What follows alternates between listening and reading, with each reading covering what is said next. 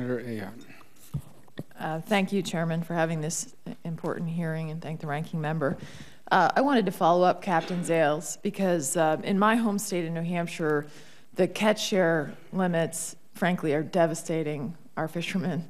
And, you know, it's been dramatic. And so as I look at this piece, I see the permanent exemption being very important, because if that is added on what they've already just really been dramatically cut in terms of what they can catch, you know, I look at this as a burden. I don't know how they, I'm really worried about their ability to stay in business now. And if you add this on top of it, for a business like yours, what kind of cost do you think would be faced if this exemption did not continue and you were required to obtain an EPA NPDES permit?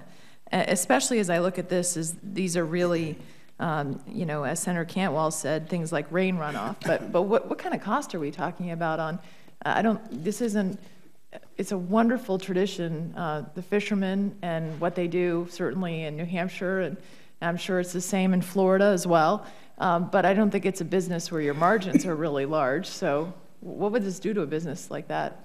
No, and that's clear, and catch shares are a problem across the country. A catch share program is intended, its primary purpose is to reduce fleet capacity. So if you have enough catch shares to where you eliminate the fleet, then you don't have much of a problem. You don't have any people on the water.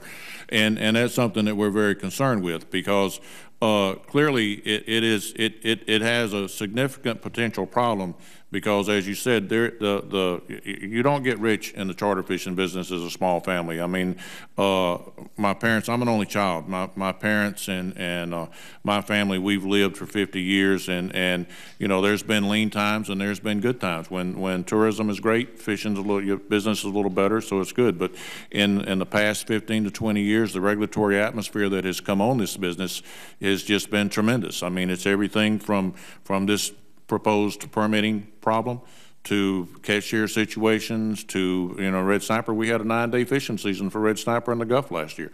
You don't make very much, can't make enough money.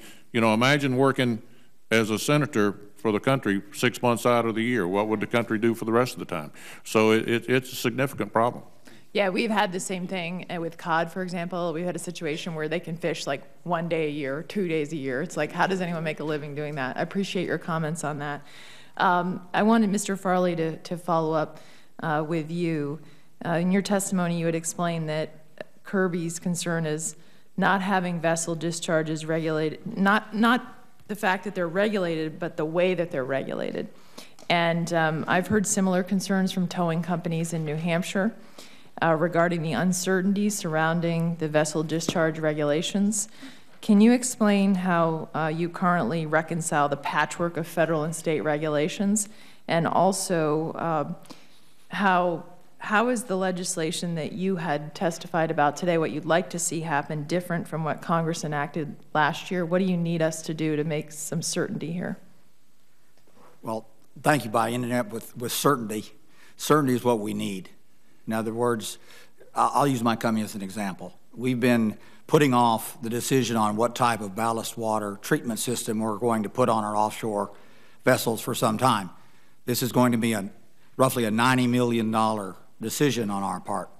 We need a federal standard that allows us to make the best decision that we can for the shareholders we represent. It's a pretty good gamble for us in the sense to bet that we're going to make it in a system that can at any moment be changed. In other words, a vessel that I've just invested $1.6, $1.8 million in can suddenly, by fiat, by any of the states, be changed. And now I can't go there. I can't go to New Hampshire. I can't go to Alaska. I can't go off Mississippi or off Florida. We need certainty and we need consistency so that we can make those decisions in the correct manner. And how quick do you need us to act on this? As soon as you can, Senator. I mean, we're approaching a point in time where we're going to have to make those decisions. I just want to make sure I make the right one for all of us, because it's an environmental decision as well. Right, and if we're going to ask you to make a capital investment, then we want you to make sure you make one that complies with the regulations that the government puts in place, and there's one standard. That makes a lot of sense. And I see, as I think about the answer that you gave, Mr. Farley, and what Captain Zales give, a consistent theme of let's get this done so that we can have certainty for all of your businesses to thrive and go, whether larger or smaller. So thank you.